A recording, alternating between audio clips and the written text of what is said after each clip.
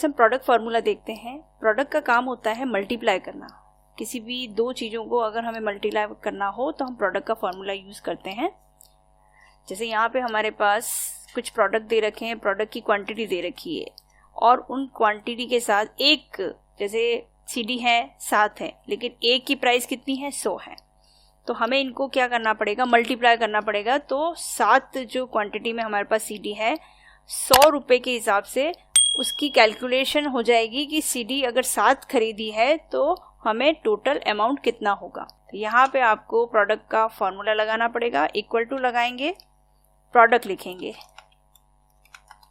हमने प्रोडक्ट लिखा, bracket open किया। 2 या 2 से ज़्यादा नंबर को मल्टीप्लाई किया जा सकता है, इसलिए यहाँ पे हिंट में आपको नीचे एक्सेल के फॉर्मूले में आपको ये दिखाया जा रहा है नंबर 1 नंबर 2। तो हमने अभी क्वांटिटी लिया, सेकंड लिया प्राइस, यानी क्वांटिटी और प्राइस को अगर हम मल्टीप्लाई करेंगे तो हमारा आंसर दे देगा कि एक माउस अगर 100 रुपये का है तो 7 माउस 700 रुपये के होंगे। तो ये प्रोडक्ट का फॉर्मूला लगा के हम पता कर सकते हैं। और अगर आप प्रोडक्ट का फॉर्मूला नहीं लगाना चाहते हैं, आप स्टार का साइन जो आपके कीबोर्ड में होता है उसको भी आप यूज़ कर सकते हैं। उसके लिए आपको इक्वल्स टू तो लगाना ही है, क्वांटिटी वाली रेंज को लेना है और बीच में लगाना है मल्टीप्लाई और ये ले लेना है। एंटर कर दिया। ये देखिए एक CPU हमने क्वांटिटी में खरीदा, ये रेट था और उसकी रेट सेम में आई है। क्यों? क्योंकि क्वांटिटी 1 है। अगर हम क्वांटिटी 2 करते हैं तो देखिए फॉर्मूला क्या करेगा, उसको कैलकुलेट कर देगा कि 1 की प्राइस इतनी है तो 2 की प्राइस इतनी होगी। तो चाहे तो आप मल्टीप्लाई का साइन लगा के इसको फॉर्मूले को यूज़ कर सकते हैं या फिर प्रोडक्ट का फॉर्मूला लगा के भी आप इसको यूज़ कर सकते हैं। और सभी के एक साथ निकालना है तो आप इसको ड्रैग करेंगे तो बाकी का भी रिजल्ट आपको मिल जाएगा। ये देखिए इस तरह से। तो आपके पास प्रोडक्ट का फॉर्मूला यूज़ करके आप किसी भी दो रेंज को आप मल्टीप्लाई कर सकते हैं।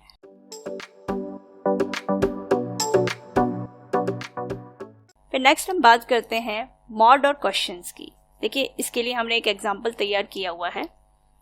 यहाँ पे देखिए टोटल पेन्स हैं पीसीज में 1528 मंथ वाइज दे रखा है। मंथ वाइज रिकॉर्ड दिया गया है कि एक मंथ में इतने हैं, एक मंथ में इतने हैं, इतने पीस हैं, पेन के पीसीज इतने दे रखे हैं।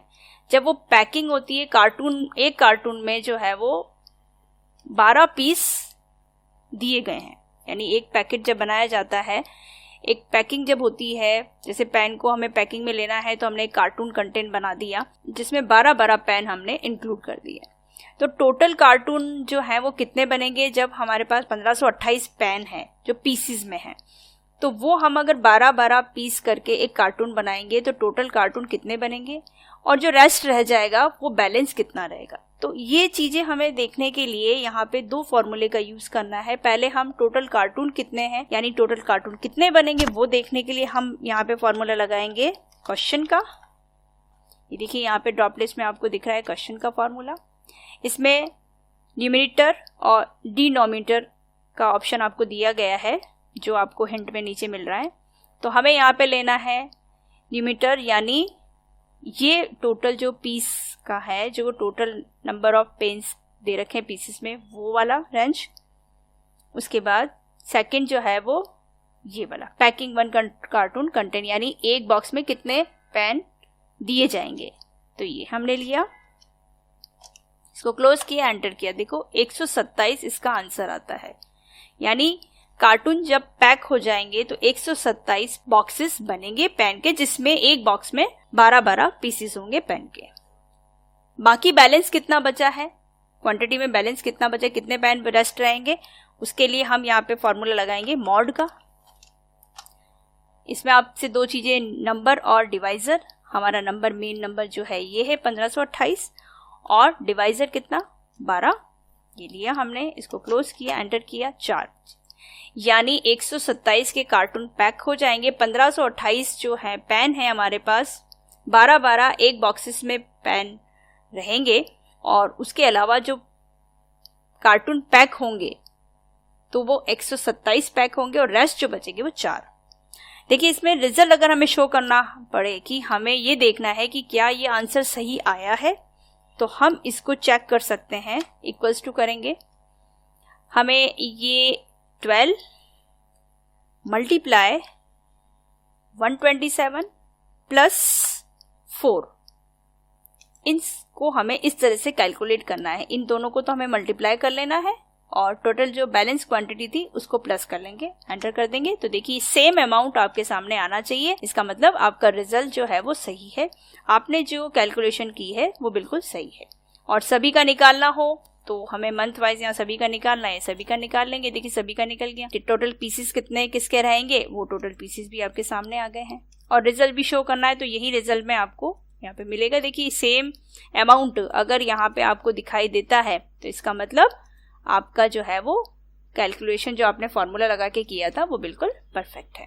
तो ये मॉड और क्वेश्चंस के फॉर्मूले से हम कर सकते हैं।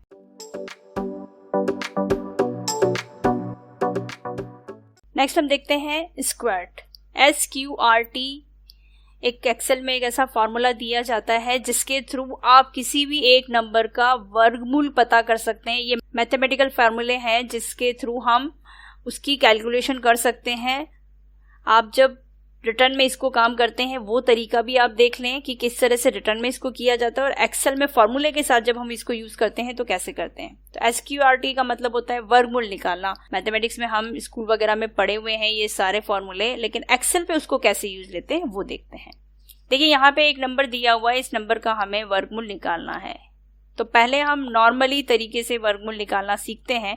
तो इसे निकालने के लिए हमें यहाँ पे फॉर्मूला लगाना है, इक्वल्स टू SQRT, स्क्वार्ट लिखा, ब्रैकेट ओपन किया। देखिए यहाँ पे आपको हिंट में क्या दिया जा रहा है, यहाँ पे आपको हिंट में पूछा जा रहा है एक नंबर, तो आपको वो एक नंबर ऐड करना है। वो कौन सा नंबर हम ऐड करेंगे, ये नंबर। ब्रैकेट क्लोज किया, एंटर किया। तो देखिए यहाँ पे 2 वैल्यू सामने आती है। 2 का मतलब है कि 4 का अगर हमने वर्गमूल निकाला तो कितना निकलेगा, 2। और अगर हम इसका ये मेन नंबर निकालना चाहते हैं, जैसे कि हमारे पास वर्गमूल निकल गया है, तो इसको निकालने के लिए इसी नंबर को मल्टीप्लाई जब हम इसी नंबर से करेंगे तो आपके सामने ये आंसर, ये वाला रिटर्न हो जाएगा। देखिए इसको हमें नेक्स्ट एक बार वापस हम करते हैं, SQRT फॉर्मूला लगाया, 16 डिजिट, 16 का कितना निकलेगा, तो यहाँ पे 16 का कितना निकलेगा, 4 निकलेगा। तो वर्गमूल हमें अगर निकालना है तो इस तरह से स्क्वार्ट के फॉर्मूले से, और इसको हम ड्रैग कर देते हैं ताकि क्या है सभी का निकल जाएगा, ये इस तरह से सबका निकल। और इनका मेन नंबर हमें ये चेक करना है कि हमारा फॉर्मूला सही है और इसका मेन वैल्यू आपको सामने लेना है। तो इसके लिए आपको उसी नंबर को 2 बार मल्टीप्लाई करना है। जैसे हमने 4 लिया तो 4 को मल्टीप्लाई किया हमने 4 के साथ, तो कितना आएगा, ये मेन वैल्यू आपके सामने आ जाती है। या फिर आप इसका सेल एड्रेस भी लेके कर सकते हैं। ये सेल एड्रेस लिया, मल्टीप्लाई किया, यही सेल एड्रेस लिया, ये इस तरह से आपके सामने वो वैल्यू आ जाती है।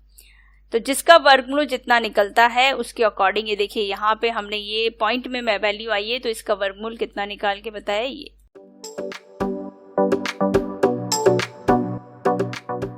फिर नेक्स्ट है फैक्ट। फैक्ट होता है फैक्टोरियल वैल्यू निकालना। ये भी मैथमेटिकल फॉर्मूला है। जैसे किसी भी नंबर का हमें फैक्ट निकालना है तो हमें फैक्ट लिखना पड़ेगा, फॉर्मूला लगाया। यहाँ पे भी आपको हिंट में वो एक ही नंबर पूछ रहा है तो आपको भी एक ही नंबर देना है। हमने ये नंबर ले लिया, इसको क्लोज किया, एंटर लिया। अब इसका आंसर ये कैसे निकला है, जैसे मैथमेटिक्स में हम करते थे, इक्वल्स टू किया, इसके लोअर नंबर से इसको मल्टीप्लाई करना है, यानी 4 इंटू 3 इंटू 2 इंटू 1, तो ये आपका आंसर देगा। देखिए हम इसको करते हैं, 4 मल्टीप्लाई 3 मल्टीप्लाई 2 मल्टीप्लाई 1, ये सारी कैलकुलेशन करेंगे तो कितना आएगा, 24। यही आपको यहाँ पे आंसर दिया गया है। ये देखिए सेम आंसर आपको यहाँ पे भी मिल रहा है। इसका मतलब है कि अगर मैथमेटिकल तरीके से करते हैं तो आपको ये वाला मेथड यूज करना है। तो जब हम मैथमेटिक्स से उसको यूज करते हैं, फैक्ट निकालते हैं, तो 4 मल्टीप्लाई 3 मल्टीप्लाई 2 मल्टीप्लाई 1, ये आंसर आपको इस तरह से दिया जाएगा। लेकिन अगर हम फैक्ट को फॉर्मूले के अकॉर्डिंग करना चाहते हैं तो आपको फॉर्मूला लगाना है फैक्ट का, ब्रैकेट ओपन करके वो नंबर लेना है जिस नंबर का आपको फैक्ट निकालना है, क्लोज करेंगे, एंटर करेंगे, तो वहां पे आपको ये आंसर इस तरह से मिलेगा। तो आपको फॉर्मूला कुछ इस तरह से लगाना है, चाहे आप मैथमेटिक्स तरीके से करें, लेकिन उसकी कैलकुलेशन आपको बड़ी से बड़ी, क्योंकि यहाँ पे 9 8 भी बहुत सारे दे रखे हैं, 8 का भी निकालना है, 9 का भी, या किसी बड़ी डिजिट का निकालना है, तो आपको उसमें कैलकुलेशन करने में टाइम लगेगा। देखिए 9 का हमने निकाला तो 9 की कैलकुलेशन काफी बड़ी हुई। इस तरह से कैलकुलेशन करने में हो सकता है कुछ मिस्टेक हो जाए या आपको ध्यान रखते हुए करना है, तो इस तरह से फैक्ट को भी हम यूज कर पाएंगे।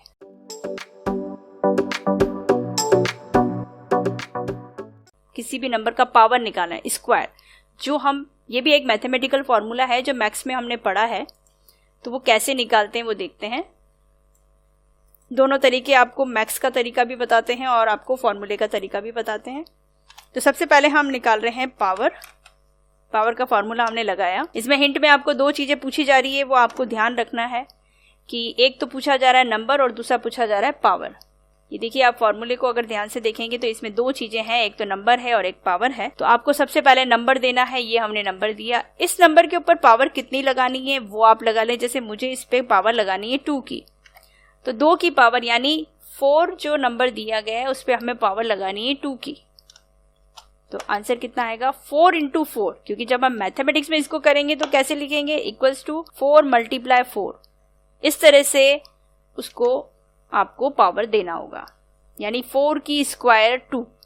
तो 4 की स्क्वायर 2 का मतलब है 16, 4 × 4। यही फॉर्मूला अगर आप आगे कॉपी करना चाहते तो इसी तरह से हम आगे कॉपी कर देंगे। तो ये देखिए 16 × 16, अगर हम पावर लगाएंगे तो 16 के ऊपर पावर कितनी लगाई है, अभी हमने 2 लगाई है।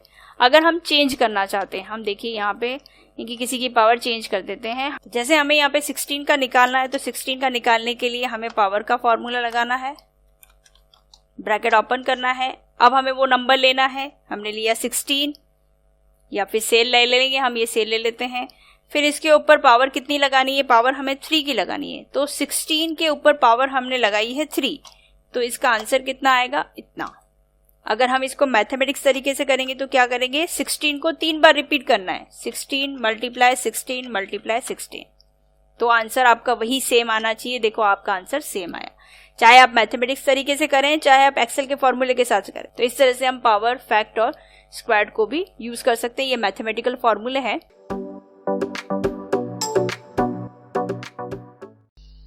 क्यूब रूट कैसे निकाला जाता है, जैसे हमने बेसिक में स्क्वायर रूट भी निकालना सीखा था, वैसे क्यूब रूट होता है। देखिए क्यूब रूट का कोई एक्सेल में इनबिल्ट फॉर्मूला नहीं होता है, तो फिर हम क्यूब रूट कैसे निकाल सकते हैं। किसी भी नंबर का अगर हमें क्यूब रूट निकालना है, यानी घनमूल निकालना, क्यूब रूट का मतलब होता है हिंदी में घनमूल निकालना। तो कैसे निकाला जाता है, किसी एक नंबर का घनमूल कैसे निकालते हैं। तो सबसे पहले हम बात करते हैं क्यूब कैसे निकाला जाता है। जैसे हमें खाली क्यूब निकालना है, तो जैसे एक नंबर हमारे पास दे रखा है, उसका हमें क्यूब निकालना है, तो उस नंबर को 3 बार मल्टीप्लाई किया जाता है सेम नंबर से। जैसे हमने इक्वल्स टू किया 3 × 3 × 3, ये हो गया इसका क्यूब। यानी आपको क्या चीज कंडीशन देनी है वो देखिए, यहाँ पे आपको 3 × 3 × 3 करना है, यानी उसको 3 बार आपको मल्टीप्लाई करना है, तो आपका क्यूब निकल जाता है। तो हम यहाँ पे कर लेते हैं, हमें यहाँ पे मल्टीप्लाई करना है 3 × 3, क्योंकि इक्वल्स टू लगाना जरूरी है एक्सेल में, तभी कोई फॉर्मूला अप्लाई करता है। तो 3 का क्यूब बनेगा 27। इसी तरह से हमें 2 का निकालना है, 2 × 2 × 2 करेंगे तो 8 निकल गया। तो इस तरह से क्यूब निकाला जा सकता है, लेकिन हमें निकालना है क्यूब रूट। जैसे 27 का क्यूब रूट कितना निकलता है, देखिए अभी हमने क्यूब निकाला तो 3 का क्यूब कितना निकला 27। अब अगर हमें क्यूब रूट निकालना है तो 27 का आंसर कितना आना चाहिए, 3 आना चाहिए। तो देखते हैं वो। तो सबसे पहले हमें क्यूब रूट निकालने के लिए 2 मेथड यूज कर सकते हैं हम। पहला मेथड है पावर का फंक्शन यूज करके और दूसरा पावर का साइन यूज करके। तो इन दोनों को हम दोनों ही मेथड को देख लेते हैं। सबसे पहले हम पावर फॉर्मूले को यूज कर रहे हैं, तो हमने लिखा पावर। ये पहले आप बेसिक में पढ़ चुके हैं पावर का फॉर्मूला कैसे यूज किया जाता है। पावर का मतलब होता है घात लगाना। अब हमें यहाँ पे नीचे 2 चीजें पूछी जा रही है, एक तो है नंबर और दूसरा है पावर। पहला नंबर हमने क्या लिया 27, दूसरा पावर कितना लगाना है इसके ऊपर। अब देखिए पावर जो है उसका तीसरा हिस्सा, तो 1/3, ये हमें मेथड यूज करना पड़ेगा। उसकी पावर हम लगा रहे हैं 1/3, ये हमने क्लोज किया, एंटर किया। देखिए आंसर आ गया करेक्ट हमारे पास क्यूब रूट। जब हम क्यूब निकालते हैं किसी भी नंबर का, तो वो जो आंसर निकला है, जब हम क्यूब रूट निकालते हैं तो वही सेम नंबर आंसर आपके पास आना चाहिए। तो इसका मतलब ये है कि हमने क्यूब निकाला तो वो भी सही है और क्यूब रूट निकाला वो भी सही है। इसके बाद इसी को हमें दूसरे मेथड से अगर यूज करना है तो दूसरा मेथड हम यूज करेंगे पावर का साइन लगाने के। तो जैसे हमें निकालना है 729 का क्यूब रूट कितना निकलता है, तो हमने ये नंबर लिया, बीच में पावर का साइन लगाना है। ये पावर का साइन है जो आपको शिफ्ट के साथ 6 को प्रेस करेंगे तो पावर का साइन मिलेगा आपको, और इसको हमें ब्रैकेट के अंदर ले लेना है 1/3। ये कुछ इस तरह से हमें यूज करना है दूसरा मेथड पावर का साइन यूज करके। ये देखिए 9 निकला। अगर हम क्यूब निकालेंगे यहां से, जैसे क्यूब अगर हम निकालते हैं तो क्यूब कैसे निकलेगा, 9 × 9 × 9, ये देखिए आ गया 729।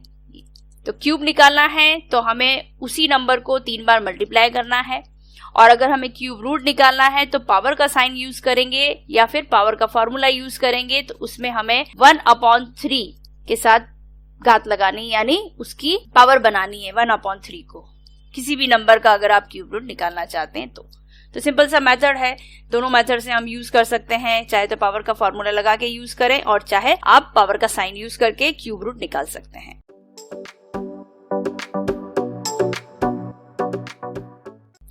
नेक्स्ट हम मैथमेटिकल फॉर्मूले की बात कर रहे हैं जिसका नाम है जीसीडी। जीसीडी यानी ग्रेटेस्ट कॉमन डिवाइजर। जीसीडी यानी रेशियो यानी अनुपात निकालना। अगर हमें किसी भी दो का कंपैरिजन करना है कि कौन सा कंपैरेटिवली ज्यादा है, किसका सेलिंग, जैसे अगर हमने यहाँ पे 2 फ्रूट शॉप ले रखे हैं तो हमें ये देखना है कि अनुपात में ज्यादा सेलिंग किसकी है, राज फ्रूट शॉप की है या बैरव, तो हम अनुपात निकाल सकते हैं इन दोनों का। तो अनुपात कैसे निकालते हैं, मैथ्स में हम कई बार अनुपात निकालना सीखते हैं, रेशियो निकालना सीखते हैं, तो वो कैसे निकाला जाता है। देखिए एक्सेल में जीसीडी का कोई डायरेक्ट कोई फॉर्मूला नहीं है कि हमें रेशियो निकालना मिल जाए, लेकिन अगर हम चाहते हैं कि हमें एक्सेल में कोई ऐसा कंसेप्ट मिल जाए जिसके थ्रू हम इसका रेशियो निकाल सकें तो वो निकाल सकते हैं। हम 2 फ्रूट शॉप का हम कंपैरिजन करना चाह रहे हैं, तो कैसे कंपैरिजन किया जा सकता है, तो उसके लिए जीसीडी का एक फॉर्मूला होता है, उसके जीसीडी के फॉर्मूले के अकॉर्डिंग हम उसका रेशियो भी निकाल सकते हैं। देखिए कैसे करते हैं। तो यहाँ पे हमें सबसे पहले इन दोनों फ्रूट शॉप का जीसीडी कैलकुलेट करना है। तो फॉर्मूला लगाएंगे हम सिंपल सा जीसीडी का। इसके बाद हमें इसमें नंबर देना है, तो हमने एक राज फ्रूट शॉप, दूसरा भैरव फ्रूट शॉप का लिया, देन क्लोज किया, एंटर किया। अभी जीसीडी इसका कितना निकला है 50। पहले जीसीडी निकालना जरूरी है, जीसीडी हमने निकाल लिया, सबका निकालना है, हमने सबका निकाल लिया, लेकिन इससे अभी हमें जो है वो एक्चुअल वैल्यू पता नहीं चल पा रही है। एक्चुअल वैल्यू कैसे पता चलेगी, वो हम ये रेशियो निकालेंगे। कैसे निकालेंगे, इक्वल्स टू करेंगे। इसके लिए सबसे पहले हमने जो जीसीडी निकाला है हर फ्रूट शॉप का, उसके साथ हम कैलकुलेट करेंगे। कैसे करेंगे, सबसे पहले हमने राज फ्रूट शॉप यानी फर्स्ट वाला हमने इसका सेल लिया है, उसके बाद यहाँ पे हमें डिवाइड करना है जो हमने जीसीडी निकाला है, तो जीसीडी वाला सेल ले लेंगे। देन नेक्स्ट यहाँ पे एक एंड का साइन लगाना है, ये एंड का साइन, फिर डबल इन्वर्टेड कॉमा, बीच में 2 डॉट यानी कॉलन का साइन लगाना है, तो शिफ्ट के साथ कॉलन को प्रेस कर देंगे हम। उसके बाद इसको इन्वर्टेड कॉमा के अंदर लेना है, नेक्स्ट एंड का साइन, उसके बाद ये Bhairav fruit shop divided GCD. ये हमें यहाँ पे कंसेप्ट को क्लियर करना है कि हमने क्या चीज की है। दोनों फ्रूट शॉप का जो हमने जीसीडी निकाला है उसके साथ कैलकुलेट करेंगे, यानी उसको डिवाइड करेंगे और बीच में रेशियो का साइन लगा देंगे, लेकिन एंड का साइन रेशियो के आगे पीछे लगना जरूरी है, तो ये ध्यान रखेंगे। फिर हम एंटर करते हैं, देखिए 1:4 इसका रेशियो निकला है, यानी राज फ्रूट शॉप और भैरव फ्रूट शॉप में अनुपात में भैरव फ्रूट शॉप का परसेंटेज ज्यादा है सेलिंग में। इसी को हम ड्रैग करते हैं। इस तरह से हम 2 का कंपैरिजन करना चाहते हैं तो हम कर सकते हैं उसका रेशियो निकाल के।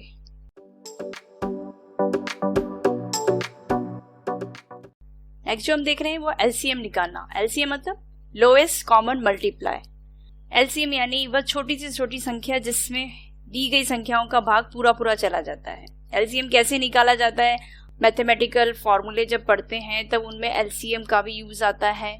तो एलसीएम निकाला कैसे जाता है, कंप्यूटर में अगर हम निकालना चाहते हैं तो कंप्यूटर में एक एलसीएम का एक फॉर्मूला दिया गया होता है, उसके थ्रू आप एलसीएम 2 या 2 से ज्यादा नंबर कम निकाल सकते हैं। कैसे निकालते हैं, इक्वल्स टू करेंगे, एलसीएम लिखेंगे, ब्रैकेट ओपन किया, जिन नंबर का आपको एलसीएम निकालना है वो नंबर आप ले लीजिए। हमने ये तीनों नंबर ले लिए और इसको क्लोज किया, देन एंटर किया। तो 8, 16 और 24 का एलसीएम जो निकलता है वो है 48। अगर आप कैलकुलेट करके देखना चाहते हैं तो आप कैलकुलेट मैन्युअली भी करके देख सकते हैं, लेकिन जब हम मैन्युअली करते हैं इन सब चीजों को थोड़ा सा टाइम ज्यादा लगता है। अगर हम कंप्यूटर में काम कर रहे हैं और कोई मैथमेटिकल फॉर्मूले हमें यूज करने हैं तो उसमें एक एलसीएम फॉर्मूला भी अगर हमें यूज करना हो, 2 या 2 से ज्यादा नंबर का हम एलसीएम निकालना चाहते हैं तो कैसे निकलता है, तो इस तरीके से हम फॉर्मूला यूज करके लगा सकते हैं। और यहाँ पे अगर हम यही फॉर्मूला बाकी पे भी कॉपी करना चाहते हैं तो इसको ड्रैग कर देंगे तो क्या होगा, इन सभी का एलसीएम निकल जाएगा। यहाँ पे 3, 6, 5 का एलसीएम कितना निकला, ये 2, 8, 9 का एलसीएम कितना निकला, 72। तो एलसीएम का एक डायरेक्ट फॉर्मूला दे रखा है जिसमें हमें नंबर ऐड करना है और एलसीएम वो आपको रिटर्न करता है।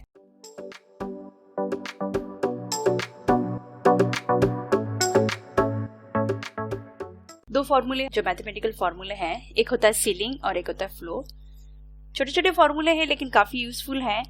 जैसे हम किसी नंबर का डिवाइड करते हैं, कोई एक नंबर हम ले लेते हैं, हमने यहाँ पे कोई नंबर लिया, दूसरा नंबर हमने लिया उसका डिवाइजर 3।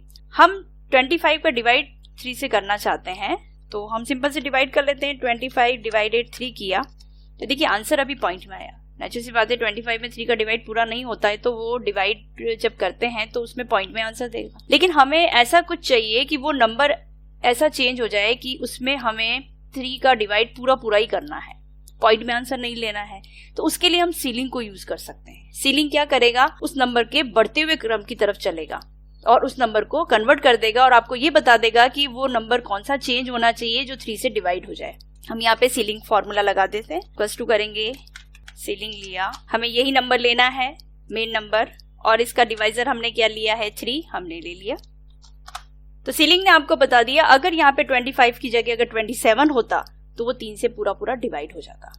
तो इस तरह की कैलकुलेशन अगर कई बार हमें करनी हो कि हमें कन्वर्टेड करना है किसी नंबर को तो हम कन्वर्टेड कर सकते हैं, और किसी एक नंबर का डिवाइड अगर उसमें करना हो तो हम इजीली कर पाएंगे, क्योंकि अगर हमें पॉइंट में आंसर नहीं चाहिए तो हम पॉइंट में आंसर न लेके उसका पूरा डिवाइड कर सकते हैं। तो सीलिंग हमें बढ़ते हुए क्रम में लेता है किसी भी नंबर को कन्वर्ट करने के लिए और हम उसका डिवाइड कर सकते हैं ताकि वो पूरा डिवाइड हो जाए। फ्लोर का क्या काम होता है, फ्लोर का भी सेम यही काम है लेकिन वो घटते हुए क्रम में लेगा। जैसे हमने यहाँ पे 25 3 किया, डिवाइड जो हम करेंगे वो पॉइंट में ही आएगा लेकिन हमें फ्लोर के थ्रू इसको घटते हुए क्रम में लेना है।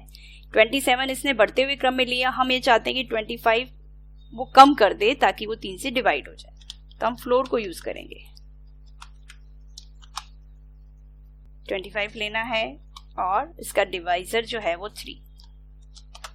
देखिए इसने इसको कन्वर्ट कर दिया 24 में। दोनों का वर्क एक ही जैसा है लेकिन एक बढ़ते हुए क्रम में ले रहा है और एक घटते हुए क्रम में ले रहा है। फ्लोर हमेशा घटते हुए क्रम में चलता है और उस नंबर को कन्वर्ट कर देता है किसी ऐसे नंबर से जो आप डिवाइजर बना रहे हैं उससे वो डिवाइड हो जाता है। तो सीलिंग हमेशा बढ़ते हुए क्रम में चलता है और फ्लोर हमेशा घटते हुए क्रम में चलता है।